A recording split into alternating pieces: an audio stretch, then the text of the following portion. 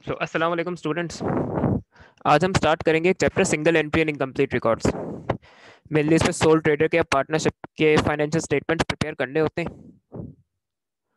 और सबसे पहले तो ये समझ, इनकम्प्लीट रिकॉर्ड्स का मतलब ये है कि डबल एंट्री बेसिस पे रिकॉर्ड्स नहीं रखे जाते हैं। डबल एंट्री बेसिस पे रिकॉर्ड्स रखने का मतलब ये है कि प्रॉपर हम एंट्रीज बनाते हैं जनरल जर्नल में। उसके बाद हम प्रॉपर लेजर अकाउंट से टी अकाउंट्स बनाते हैं। उसके बाद ट्रायल बैलेंस बनाते हैं। और फिर ट्रायल बैलेंस के बेसिस में हम इनकम स्टेटमेंट और स्टेटमेंट ऑफ फाइनेंशियल पोजीशन को कंप्लीट करते हैं। इनकम्प्लीट रिकॉर्ड्स में क्या होता है कि हम प्रॉपर अकाउंटिंग रिकॉर्ड्स को ऐसा मेंटेन नहीं करते हैं। सिर्फ उतने ही सिलेक्टेड रिकॉर्ड्स हम मेंटेन करते हैं जितना हर बिजनेस को अप्रोप्रिएट लगता है। फॉर एग्जांपल, आपका एक लोकल बंद कबाब का बिजनेस है, लोकल एक छोटा सा डिपार्टमेंटल स्टोर है।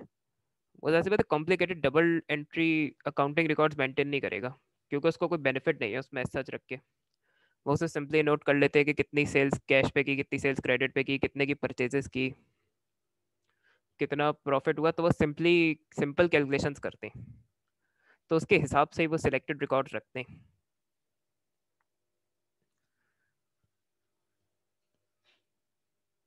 इसके अलावा एक बिजनेस हो सकता है प्रॉपर अकाउंटिंग रिकॉर्ड्स मेंटेन करता हो, लेकिन फायर इंसिडेंट हो गया ऑफिस में, उसकी वजह से सर्टेन अकाउंटिंग रिकॉर्ड्स डिस्ट्रॉय हो गए या खो गए। तो उस सिचुएशन में सिंगल एंट्री के कॉन्सेप्ट्स यूजफुल होते हैं सर्टेन अननोन्स को कैलकुलेट करने में। और या तो फ्रॉड्स की वजह से आपके पास इनकम्प्लीट रिकॉर्ड्स होंगे कि एम्प्लॉयज ने स्टील कर दिए, टेम्पर कर दिए। अब जैसे इम्तियाज में कैशियर बैठा हुआ है,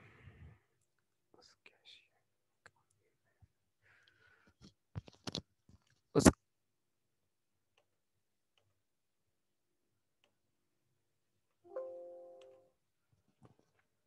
तो फिर उस कैशियर ने, आप सपोज करो एक कस्टमर को 8,000 की सेल्स की, 10,000 की सेल्स की, उसने 8,000 रिकॉर्ड किए और 2,000 रख लिए।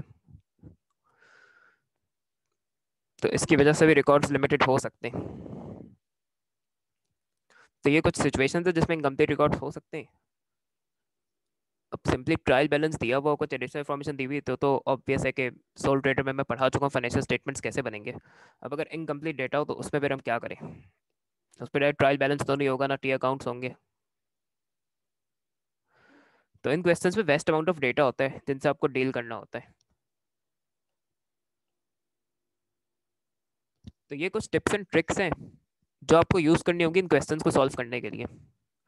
सबसे पहले क्रेडिट सेल्स से रिलेटेड कुछ डेटा दिया हुआ होगा, obviously credit sales required income statement को प्रिपेयर करने के लिए। अब इसमें ऐसा हो सकता है कि अकाउंट रिसीवेबल का ओपनिंग बैलेंस दिया हुआ है, क्लोजिंग बैलेंस दिया हुआ है, क्रेडिट कस्टमर से कितना रिसीव किया, रिसिट फ्रॉम क्रेडिट कस्टमर्स दिए हुए, लेकिन क्रेडिट सेल्स की वैल्यू नहीं दी हुई। तब आप इसमें अकाउंट रिसीवेबल या सेल्स लेजर कंट्रोल अकाउंट बना के ना क्रेडिट सेल्स की वैल्यू फाइंड आउट कर सकते हैं। बाकी सारी वैल्यूज पुट ऑन करें, क्रेडिट सेल्स को एक्स या अननोन रखें, आपकी आ जाएगी क्रेडिट सेल्स। इसी तरह कैश सेल्स या तो दी हुई होंगी या कैश अकाउंट प्रिपेयर करना पड़ सकता है इसको फाइंड आउट करने के लिए।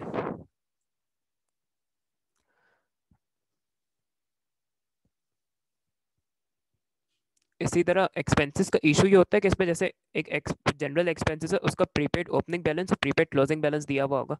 उस जनरल एक्सपेंस के लिए पेमेंट हमने कितनी की वो भी एट टाइम्स दी हुई होगी। लेकिन ये नहीं दिया हुआ होगा एक्सपेंस, जनरल एक्सपेंस का, कि उसकी इनकम स्टेटमेंट में कितना ट्रांसफर होगा। तो मैंने आपको एक्रूवल एंड प्रीपेमेंट्स के चैप्टर में एक्सपेंसेस के टी अकाउंट सिखाए थे। वो टी अकाउंट बना के आप इनकम स्टेटमेंट की फिगर कैलकुलेट कर सकते हैं। इसी तरह कोई रेंट इनकम है, उसके जैसे एक्रूड ओपनिंग और एक्रूड क्लोजिंग बैलेंस दिया हुआ है, कितनी रेंट इनकम रिसीव की, लेकिन इनकम स्टेटमेंट की अमाउंट नहीं दी हुई। तो आप इनकम का अकाउंट बना के इनकम स्टेटमेंट की फिगर निकाल सकते हैं।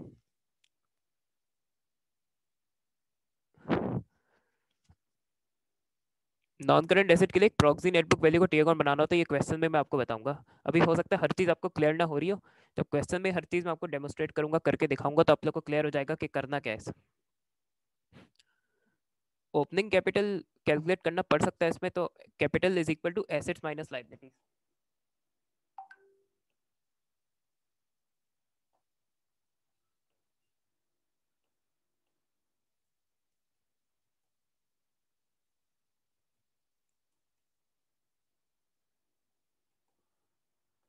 Capital is equal to assets minus liabilities. तो ओपनिंग कैपिटल के लिए जो ईयर बिगनिंग के एसेट्स दिए हुए हैं उसमें से ईयर बिगनिंग के लाइबिलिटीज माइनस करते, जो कि डेटा अक्सर बेशतर दिया हुआ होगा सिंगल एंट्री के क्वेश्चंस में।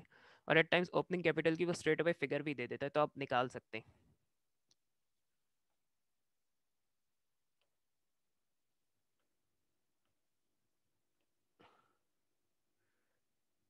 अगर इन क्वेश्चंस वो टेकिंग्स का वर्ड यूज करे तो जनरली रेवेन्यू के लिए वो टेकिंग्स का वर्ड भी यूज करता है, लेकिन अब रेवेन्यू का वर्ड यूज कर रहा होता है।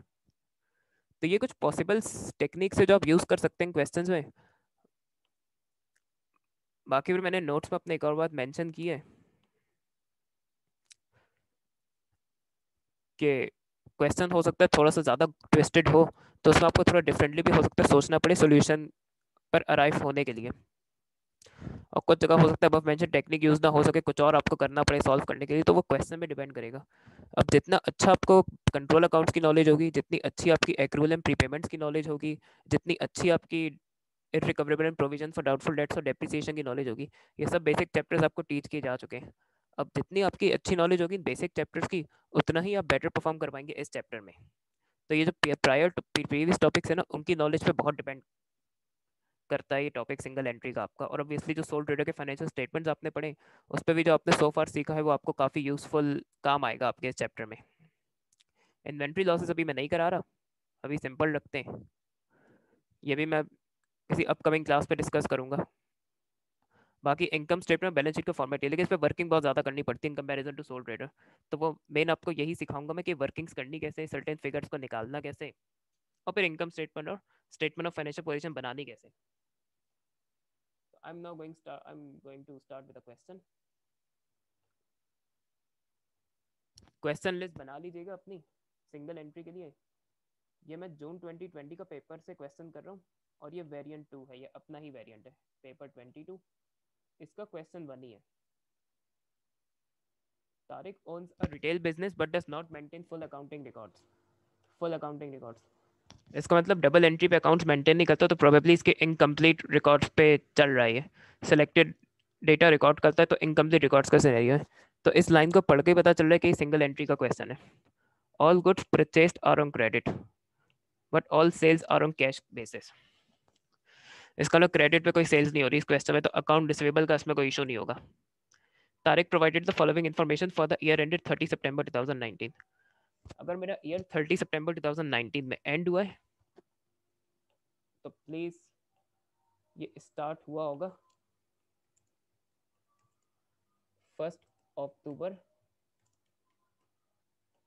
2018 को। और अक्टूबर से सितंबर तक आप मंथ्स काउंट कर सकते हैं, 12 मंथ्स ही बनेंगे, जो कि पता भी चल रहा है। तो ये ट्रेड पेबल्स का 1 अक्टूबर 2018 का बैलेंस दिया हुआ है, 30 सितंबर 2019 का बैलेंस दिया हुआ है।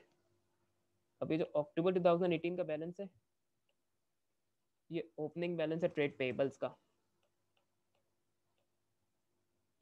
30 सितंबर 2019 का फिर ऑब्वियसली क्लोजिंग बैलेंस होगा।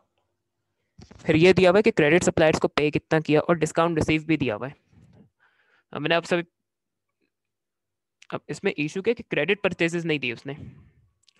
और कंट्रोल अकाउंट्स में आप रिकॉल करें कि जब अकाउंट्स पेबल का अकाउंट या परचेजेस लेजर कंट्रोल अकाउंट बना रहे होते थे, जो कि अकाउंट्स पेबल अकाउंट होता है, तो वहाँ हम क्लोजिंग बैलेंस निकालने के लिए, जैसे 7220 यहाँ दिया हुआ है, वहाँ ये 7220 निकालने के लिए हम पूरा अकाउंट्स पेबल का अकाउंट बना रहे होते थे, और वहाँ क्रेडिट परचेजेस की फिगर दी हुई होती थी।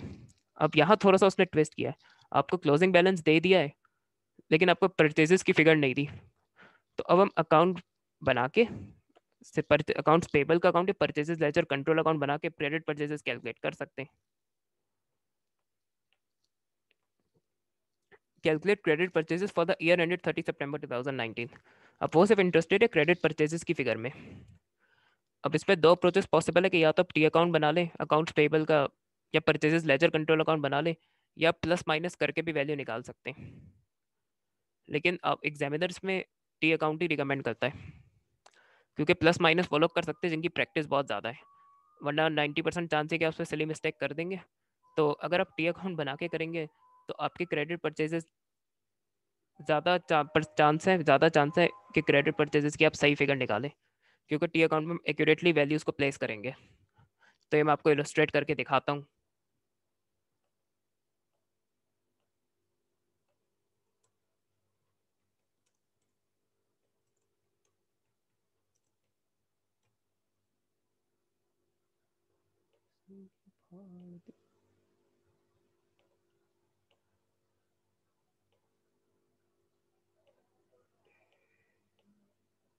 अच्छा, और यहाँ मैं टी अकाउंट की कोई प्रॉपर फॉर्मेटिंग नहीं करूंगा, थोड़ा रफ बनाऊंगा क्योंकि उससे सिर्फ फिगर में इंटरेस्टेड है।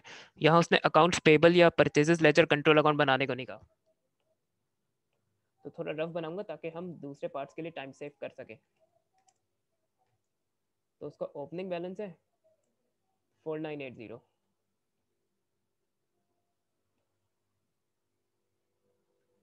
परचेजेस मुझे नहीं पता, तो उसको एक्स एज्यूम कर लेंगे। फिर यहाँ पेमेंट टू ट्रेड पेबल दी हुई है, जो अकाउंट्स इस पे अकाउंट पेबल में डेबिट होती है और बैंक अकाउंट में क्रेडिट होती है, तो यहाँ मैं इसको डेबिट करूंगा बैंक का रेफरेंस देके, विच मेक्स फॉर 70,300।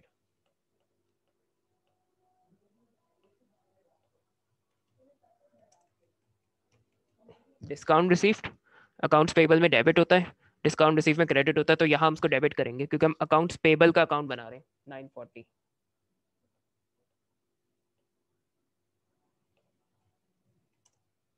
फिर यहाँ मुझे उसका क्लोजिंग बैलेंस भी दिया हुआ है विच इज 7220।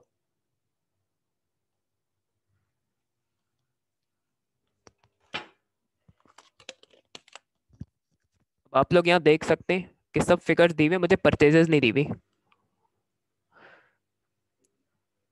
तो इसमें मैं डिफरेंस के जरिए परचेजेस की फिगर निकाल सकता हूँ। तो यार डेबिट साइड यहाँ बड़ी आ रही है, तो इन फिगर्स को ऐड कर दूंगा मैं। 7220 940 प्लस 70,300, उसमें से माइनस कर दूंगा 4980।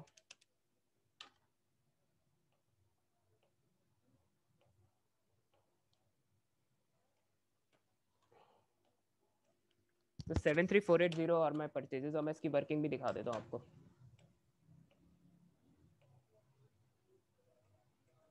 Is equal to 7220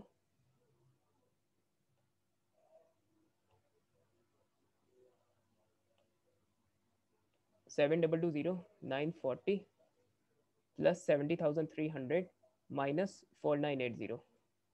So that's going to yield, so that will result in 73480।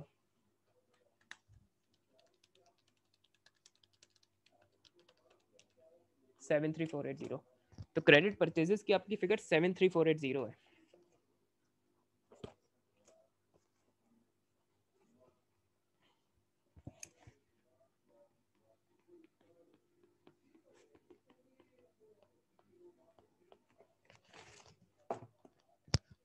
तो इस तरह हम परचेजेस फाइंड आउट कर सकते हैं।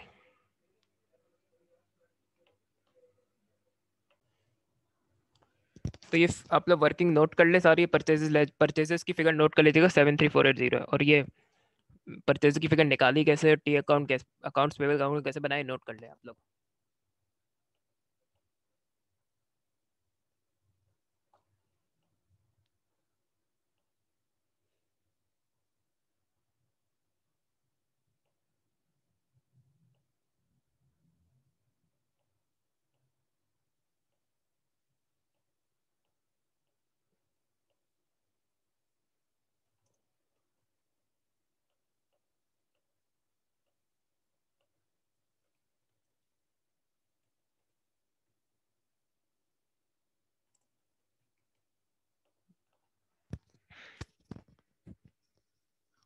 नहीं कर रहा हूँ।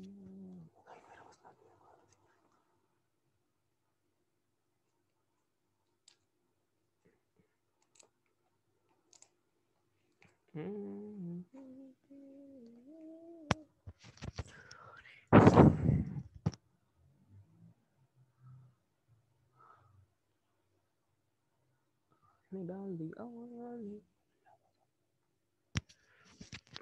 तो 1 अक्टूबर 2018 के जो बैलेंसेस दिए हुए ओपनिंग बैलेंसेस है, और हमारा ईयर एंड हो रहा है 30 सितंबर 2019 को, तो उसमें ये क्लोजिंग बैलेंसेस है। तो ये आपको सर्टेन बैलेंसेस भी ओपनिंग और क्लोजिंग हमेशा इसके क्वेश्चंस में दिए हुए होते हैं, ये सर्टेन चीज़ों को कैलकुलेट करने के लिए यूज हो सकते हैं। और कुछ फिगर्स एज इट इज आप इनकम स्टेटमेंट में या स्टेटमेंट ऑफ फाइनेंशियल पोजीशन में ले जा सकते हैं। अदर रिसीवेबल्स रेंट प्रीपेड दिया हुआ है, कैश एट बैंक अलग दिया हुआ है, कैश एंड हैंड अलग दिया हुआ है, बैंक लोन भी दिया हुआ है। Other payables rent accrued, okay, ये एक्रूड एक्सपेंस है।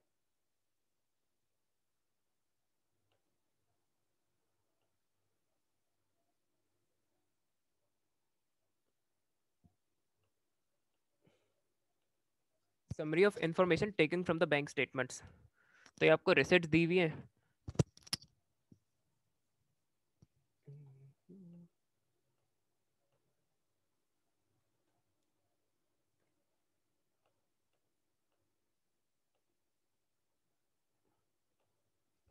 रिसिट्स इनफ्लोज होती है, पेमेंट्स आपकी आउटफ्लोज होती है। Cash takings bank, additional bank loan. Trade payables को कितना पे किया, rent of furniture, rent of premises, new furniture, accountants fees, loan interest, drawings. Tariq goods use for personal use.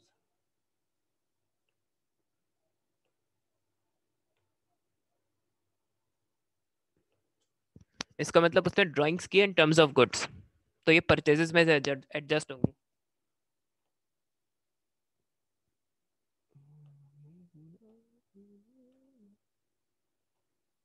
Calculate the depreciation of furniture and equipment for the year ended 30 September 2019.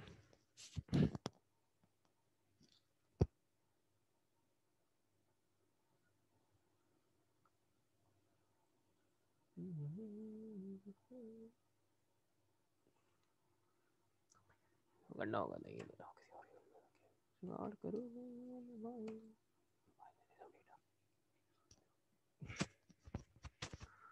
Data से नहीं, data use करके data. Calculate the depreciation of furniture and equipment for the year ended 30 September 2019. अब इस question में आप observe कर सकते हैं कि डेप्रिसिएशन का ना कोई मेथड बताया हुआ है कि स्ट्रेट लाइन है, रिड्यूसिंग बैलेंस है, ना डेप्रिसिएशन का रेट दिया हुआ है। तो उसमें निकलेगी कैसे डेप्रिसिएशन? अब इसके लिए ना एक प्रॉक्सी अकाउंट यूज होता है, जैसे हम नेट बुक वैल्यू का अकाउंट कहते हैं। अच्छा, furniture and equipment and valuation.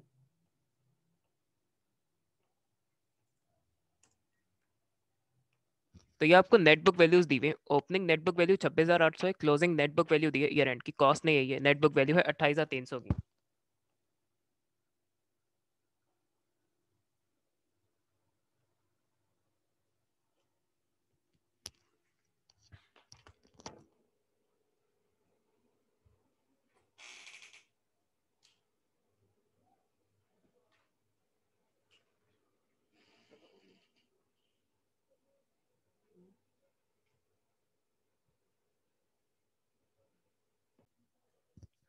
अच्छा, तो ये नेट बुक वैल्यू अकाउंट ना प्रॉक्सी अकाउंट होता है, ये आप यूज कर सकते हैं सर्टेन वैल्यूज को निकालने के लिए। अब इस केस में हमें डेप्रिसिएशन रिक्वायर्ड है। इसका ओपनिंग बैलेंस और क्लोजिंग बैलेंस हम नेट बुक वैल्यू का लेंगे जो दिया हुआ है क्वेश्चन में। एडिशंस ऑब्वियसली कॉस्ट पे ही लेंगे, क्योंकि एडिशंस पहले साल नेट बुक वैल्यू नहीं होती एसेट की जब नया नया खरीदते हैं। जो एसेट डिस्पोज ऑफ किया उसकी नेट बुक वैल्यू लेनी है। तो इन सब वैल्यूज के डिफरेंस है ना, डेप्रिसिएशन चार्ज निकाल सकते हैं। ये प्रॉक्सी अकाउंट ज़्यादातर एनी सिचुएशंस में यूज होगा कि डेप्रिसिएशन की आपको पॉलिसी नहीं दी हुई, डेप्रिसिएशन का मेथड नहीं दिया हुआ, उसका रेट नहीं दिया हुआ, तो उसमें आपको ये अकाउंट यूज करना पड़ेगा। अब मैं आपको क्वेश्चन में ही बना के दिखाता हूँ।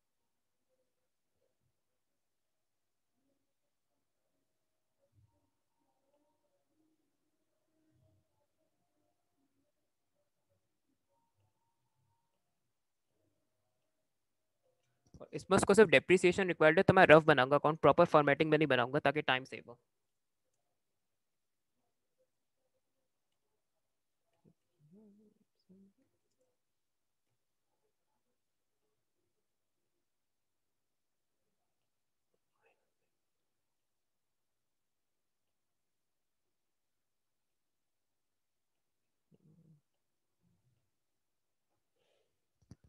अब इस केस में आप लोग ये कीजिएगा कि कुछ इन्फॉर्मेशन किसी पेज में, कुछ इन्फॉर्मेशन किसी और पेज में। तो ये क्वेश्चन अपने पास भी ओपन कर ले। जून 2020 का पेपर 22 है, उसका क्वेश्चन 1 है। तो आप लोग क्वेश्चन में से देख सकते हैं कि ओपनिंग नेटवर्क वैल्यू ना,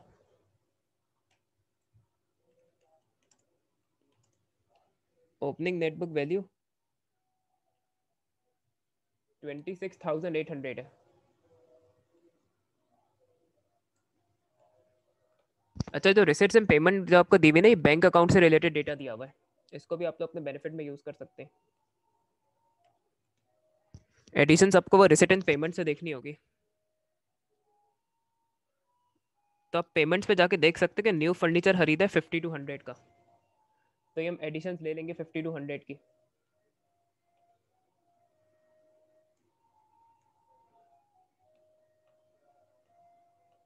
अच्छा, अगर ये आइडेंटिफाई करना हो ना कि कोई एसेट डिस्पोज ऑफ किया है या नहीं, तो आप रिसिट्स में जाके देखिए, अगर वहाँ कोई अमाउंट रिसीव फ्रॉम डिस्पोजल या प्रोसीड फ्रॉम डिस्पोजल दिए हुए ना, इसका मतलब हमें कोई एसेट बेचा है और उसके बदले पैसे मिले।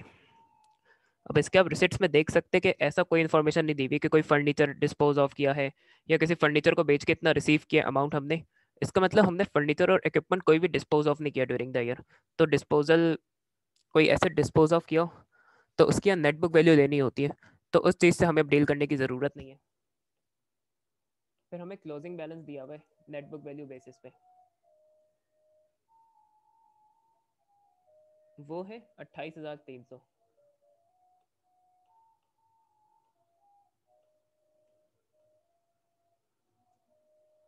अब यहाँ हम डिफरेंस से डेप्रिसिएशन कैलकुलेट कर सकते हैं।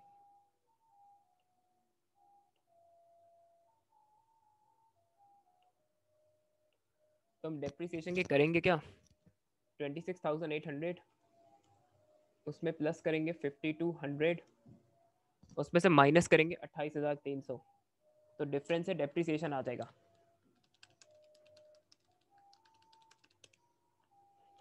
So the depreciation is 3,700 on furniture and equipment.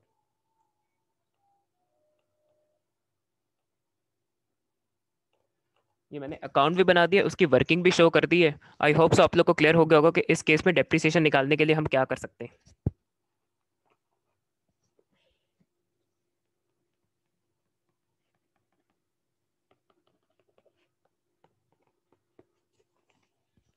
तो ये 3,700 की आपकी डेप्रिसिएशन है।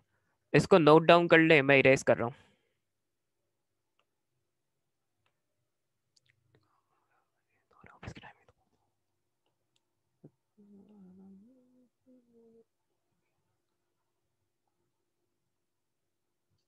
Tariq took some cash from the cash box as drawing during the year।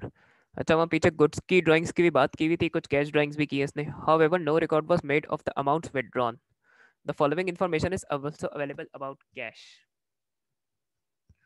Cash sales की है, असिस्टेंट की वेजेस पे की है, तो ये कैश से पे की है। Calculate thorax cash drawings for the year ended 30 September 2019। Cash drawings calculate करनी है। जो गुड्स की ड्राइंग्स की है उसकी फिगर तो ऑलरेडी ऊपर टॉप में दी हुई है आपको इन्फॉर्मेशन में। तो ये दो, एक कैश रिसीव कर रहे हैं, फिर वेजेस ऑफ असिस्टेंट दी हुई है। इसके अलावा आप ये भी देख सकते हैं,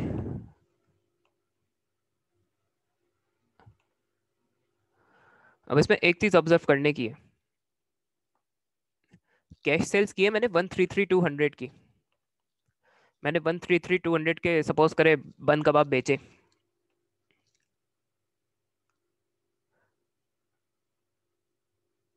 133,200। और cash sales cash takings bank है 112,400।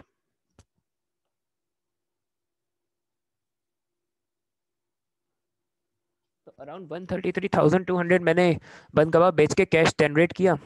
उसमें से मैंने 112,400 मैंने बैंक में रखवा दिए। हम्म। ये आपके साथ भी हो सकता है कि आप कोई बिजनेस कर रहे हैं, उसमें दुकान में आपने कैश जनरेट किया सेल्स करके, और सारा कैश आप घर में नहीं रखना चाहते, आप उस पैसे को प्रोटेक्ट करने के लिए आप ये अप्रोप्रिएट समझते हैं कि आप उसमें से कुछ कैश या ज़्यादा कैश का अमाउंट आप बैंक में डिपॉजिट करवा दें। तो उस 133,400 टू 500 में से वट जो फिगर है, उसमें से 112,400 मैंने बैंक में डिपॉजिट करवा दिए। तो that is the meaning of cash takings bank, कि कैश सेल से जो अमाउंट जनरेट किया ना, उसमें से कुछ अमाउंट मैंने बैंक में डिपॉजिट करवा दिया।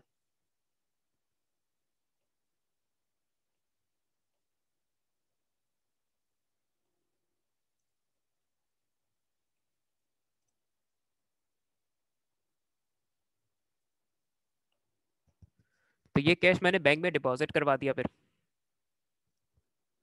एक तो ये इन्फॉर्मेशन हो गई, और फिर आपको कैश एंड हैंड का ओपनिंग बैलेंस और क्लोजिंग बैलेंस दिया हुआ है। तो मुझे कैश एंड हैंड की काफ़ी सफिशिएंट इन्फॉर्मेशन दी हुई है, तो इसको यूज़ करके ना मैं कैश ड्राइंग्स कैलकुलेट कर सकता हूँ।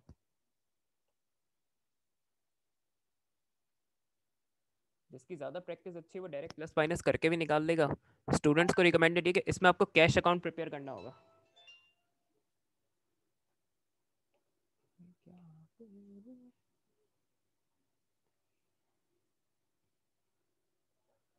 तो अब मैं प्रिपेयर करता हूँ कैश अकाउंट, और यहाँ मुझे तो ड्राइंग्स की फिगर कैलकुलेट करनी है, तो कैश अकाउंट बनाना भी है ना अगर, तो आप रफ बनाएं, फेयर करके उसका टाइम वेस्ट ना करें, क्योंकि एग्जामिनर को सिर्फ ड्राइंग्स की फिगर में इंटरेस्ट है यहाँ, टी अकाउंट की प्रेजेंटेशन में नहीं।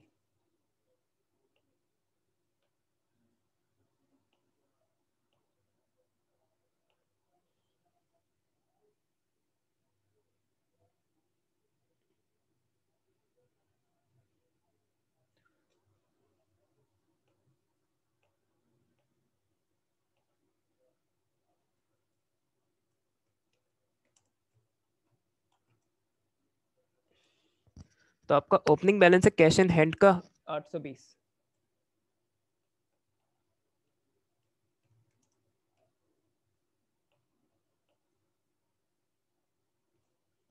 और आपका क्लोजिंग बैलेंस है कैश इन हैंड का 410। फिर मैंने कैश सेल्स की थी, जब कैश सेल्स करते हैं तो कैश डेबिट जब हम कैश सेल्स करते हैं तो कैश डेबिट होती है, सेल्स क्रेडिट होती है, तो यहाँ ये डेबिट हो जाएंगी कैश सेल्स 133,200।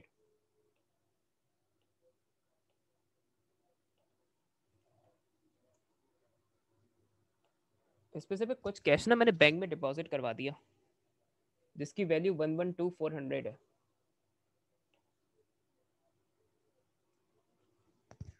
112,400 है। तो जब हम कैश बैंक में डिपॉजिट करवाते हैं तो कैश ऑब्वियसली क्रेडिट होगा क्योंकि कैश की वैल्यू डिक्रीज हो रही है, और बैंक डेबिट होगा क्योंकि बैंक की वैल्यू इंक्रीज हो रही होगी इससे। तो जो कैश में बैंक में डिपॉजिट कराऊंगा वो कैश अकाउंट में क्रेडिट किया जाएगा, तो इसलिए 112,400 मैंने यहाँ क्रेडिट किया है।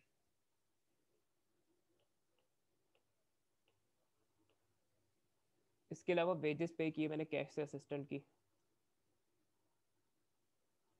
18,800 की।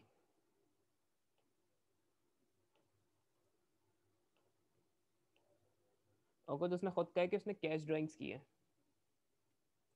तो अगर कैश ड्राइंग्स की है तो वो ऑब्वियसली कैश अकाउंट में क्रेडिट होंगी, तो ये मैं इजीली फाइंड आउट कर सकता हूँ।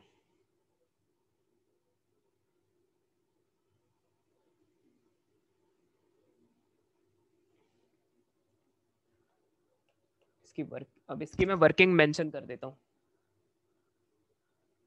क्योंकि ड्राइंग्स क्रेडिट साइड में आएगी तो डेफिनेटली इस केस में डेबिट साइड एक्सीड कर रही होगी क्रेडिट साइड को। तो 820 प्लस 133,200, उसमें से माइनस कर दूंगा 410, फिर माइनस कर दूंगा 18,800, और फिर माइनस कर दूंगा 112,400। तो इससे आपकी ड्राइंग्स की फिगर आ जाएगी कैश ड्राइंग्स की, 820 plus 133,200 minus 410 minus 18,800 minus 112,400. So the value of drawings is 2410.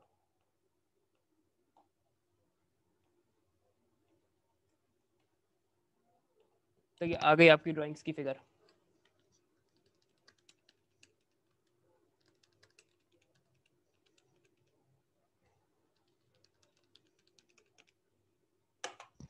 तो यार कैश ड्राइंग्स की फिगर है 2410।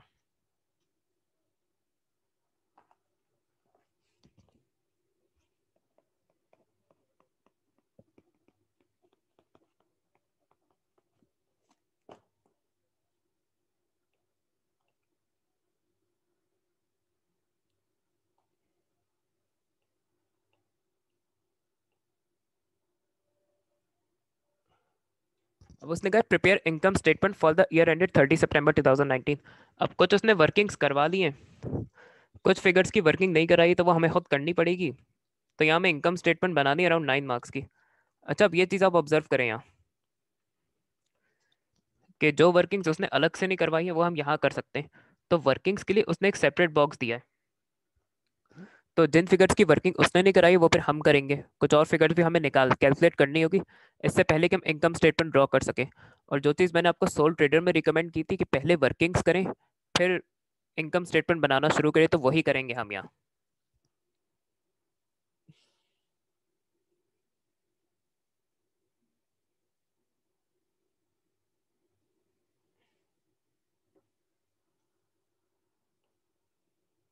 तो अब देख लेते किस किस चीज़ की वर्किंग। ऑब्वियसली रेंट प्रीपेड दिया हुआ है, और ये देख लेते कि रेंट एक्सपेंस है या इनकम है इस केस में। हाँ नहीं, रेंट हम इस पे पे कर रहे हैं, पेमेंट्स में रेंट आ रहा है। आप यहाँ देख सकते हैं रेंट पेमेंट में आ रहा है, इसका मतलब रेंट हम पे कर रहे हैं। तो इट मीन्स रेंट एक्सपेंस है, रेंट की आपको पेमेंट दी हुई है, रेंट का आपको ओपनिंग प्रीपेड बैलेंस दिया हुआ है, और रेंट का क्लोजिंग प्रीपेड एक्रूड बैलेंस दिया हुआ है। हमें ये नहीं पता कि इनकम स्टेटमेंट में कितनी रेंट ट्रांसफर करेंगे, तो यहाँ हम रेंट का एक्सपेंस अकाउंट बनाएंगे, उससे ये फिगर निकाल सकते हैं। तो पहले ये वर्किंग कर लेते हैं हम।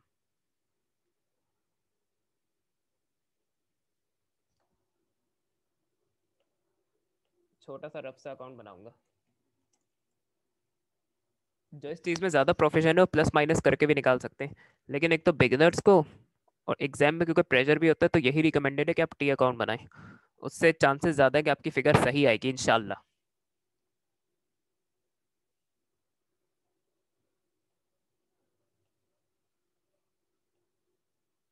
तो यहाँ बस रफ सी आप कर लें, वर्किंग काफ़ी होगी।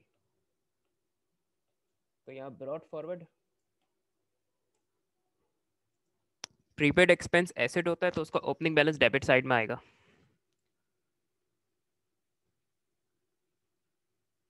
990।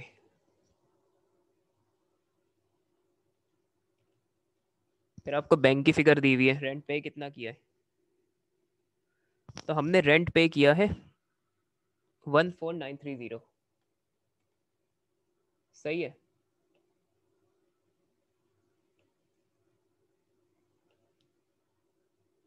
अच्छा, और accrued expense, accrued rent, accrued expense की क्लोजिंग बैलेंस दिया हुआ है, तो उसका ओपनिंग बैलेंस क्रेडिट साइड में आता है, तो उसका क्लोजिंग बैलेंस आएगा अपोजिट साइड में, विच इज 1040।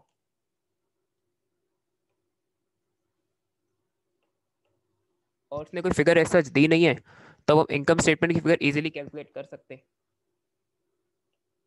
डिफरेंस से। This I S means income statement.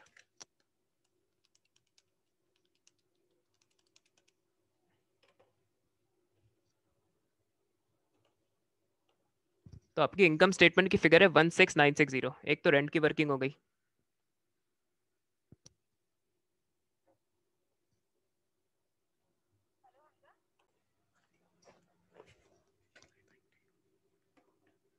तो आपकी इनकम स्टेटमेंट की रेंट की फिगर आ गई 16960।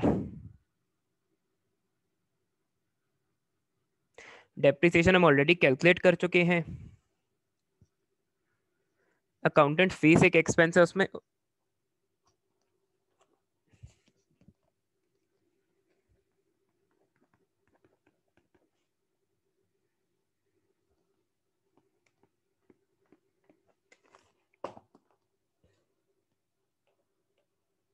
मैं इसलिए इरेज करूंगा ताकि कुछ और चीजें आप लोग को एक्सप्लेन की जा सके।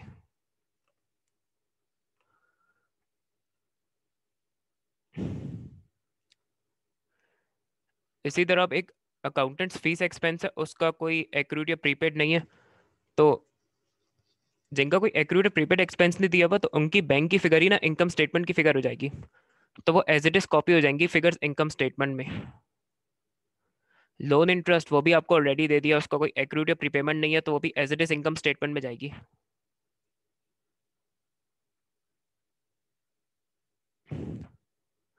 तो आई थिंक सो और कोई ऐसा वर्किंग नहीं है, अब हम इसको आराम से स्टार्ट कर सकते हैं। और क्वेश्चन काइंडली आप लोग अपने पास ओपन रखें, क्योंकि मैं ये इनकम स्टेटमेंट एक्सेल में प्रिपेयर करूंगा, ताकि जो भी मैं एक्सेल में कर रहा हूँ वो इन्फॉर्मेशन आप लोग क्वेश्चन में चेक कर सकें।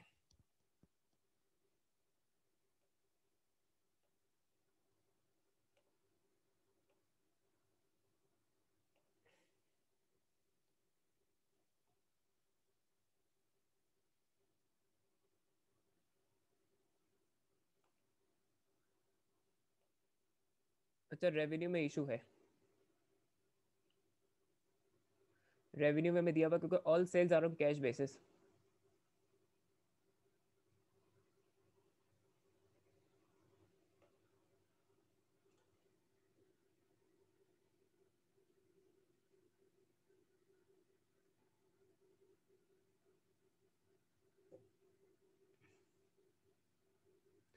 तो ये जो कैश सेल्स की फिगर है, रेवेन्यू हो जाएगा 133,200। रिटर्न इनवर्ट्स कोई है नहीं, तो उसकी हमें टेंशन लेने की जरूरत नहीं है। अब ओपनिंग और क्लोजिंग इन्वेंट्री में आपको बैलेंसेस में दी हुई है। तो ओपनिंग इन्वेंट्री है 7410।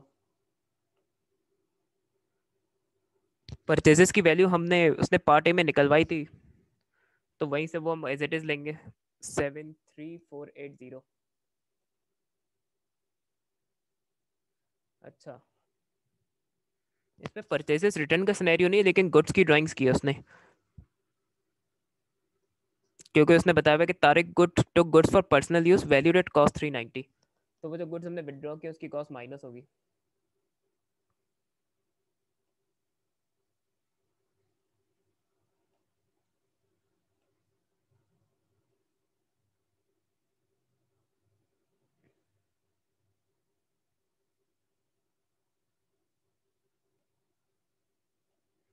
ये ड्राइंग्स यहाँ से माइनस करेंगे।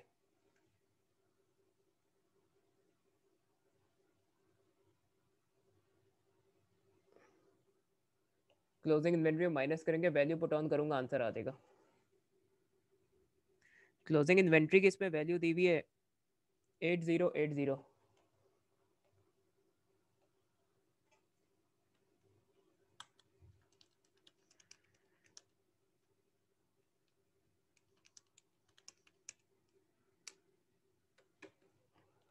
तो 72420 मेरा कॉस्ट ऑफ सेल्स हो गया, जिसकी वजह से मेरा ग्रॉस प्रॉफिट 60780 है।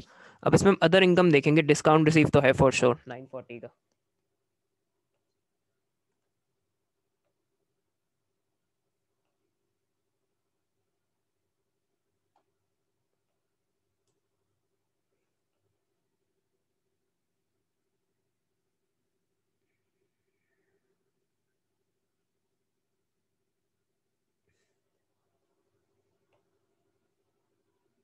अच्छा, अब इसमें जनरल एक्सपेंस भी नहीं है,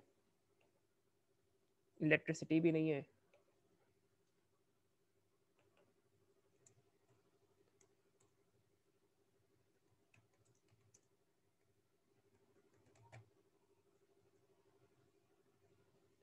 depreciation of furniture and equipment जो कि उसने खुद कैलकुलेट करवाया था, विच इज 3700। इंश्योरेंस है नहीं, अच्छा रेंट है। रेंट हमने वर्किंग करके निकाला था, विच इज 16960।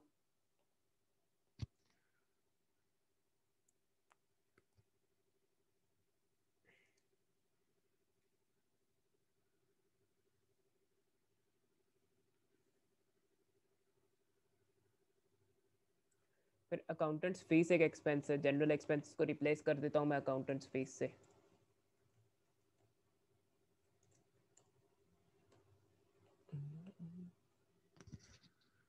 अकाउंटेंट्स फीस है 640।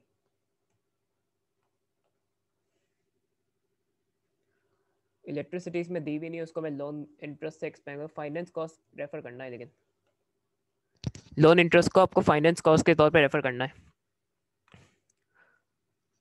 लोन इंटरेस्ट है 580।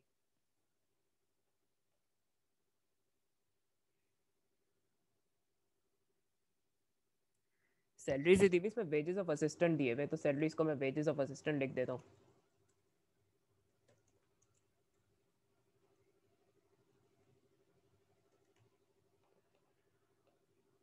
तो वेजेस ऑफ असिस्टेंट है 18800।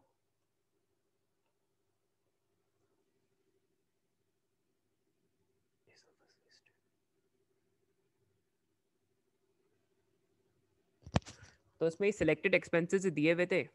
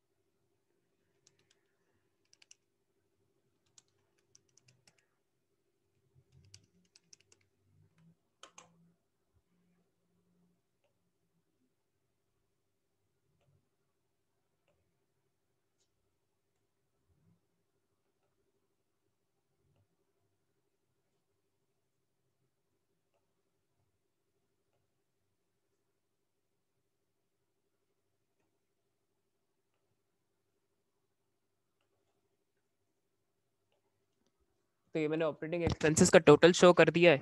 ग्रॉस प्रॉफिट में से ऑपरेटिंग एक्सपेंसेस का टोटल माइनस कर दे तो आपका प्रॉफिट फॉर द ईयर आ जाएगा। और काइंडली से profit for the year he refer करना है।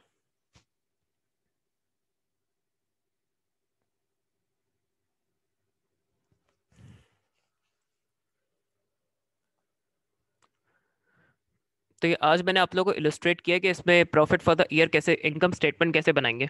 तो पहले आपको सर्टेन वर्किंग्स करनी है। कुछ वर्किंग्स तो उसने खुद करवा ली आपसे, कुछ वर्किंग्स उसने आप पे सोचने पे छोड़ दिया कि आपको खुद डिसाइड करना होगा किस चीज़ की वर्किंग करनी है। मैंने वो भी करके दिखाया। फिर वर्किंग्स आपने कर ली है तो इनकम स्टेटमेंट्स की वैसे ही प्रिपेयर होती है जिस तरह आप लोगों ने सोल ट्रेडर की प्रिपेयर की थी।